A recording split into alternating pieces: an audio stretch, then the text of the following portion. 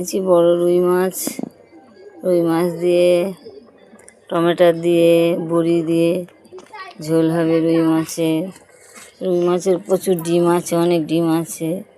মাছটার এক গাদা ডিম, দাগা বড় বড়। কড়াই তেলটা গরম হয়ে গেছে, এবার মাছগুলো দিয়ে দেবো।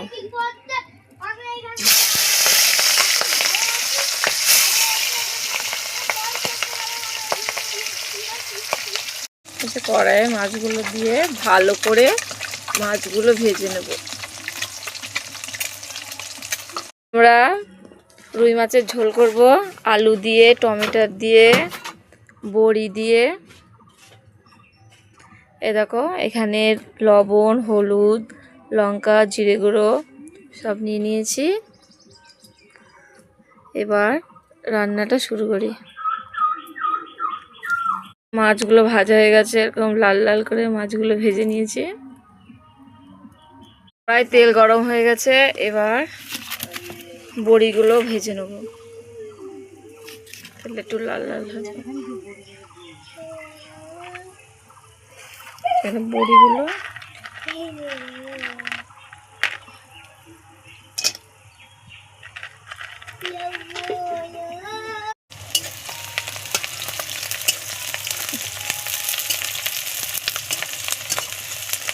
এবার আলুগুলো দিয়ে নেব, ভালো করে আলুগুলো ভাজা করে নেব।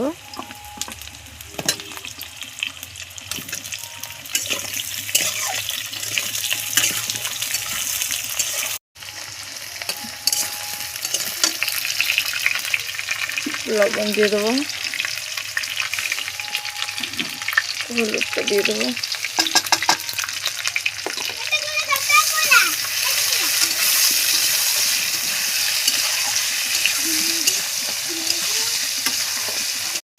আদা রসুনটা এখানে দিয়ে দেবো। একটু জল দিলাম মশলাটা ভালো করে কষে নেব।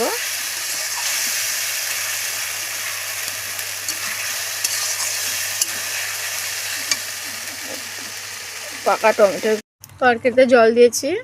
এবার মাছগুলো ভাজা আছে, এই মাছগুলো সব দিয়ে দেবো। মাছের ডিমগুলো, মাছগুলো সব একে একে দিয়ে দেবো। মাছের তরকারিটা আমি নামিয়ে নিয়েছি। মাছের তরকারিটা এই বড়ি দিয়ে, আলু দিয়ে, টমেটো দিয়ে এইভাবে তরকারি করেছি।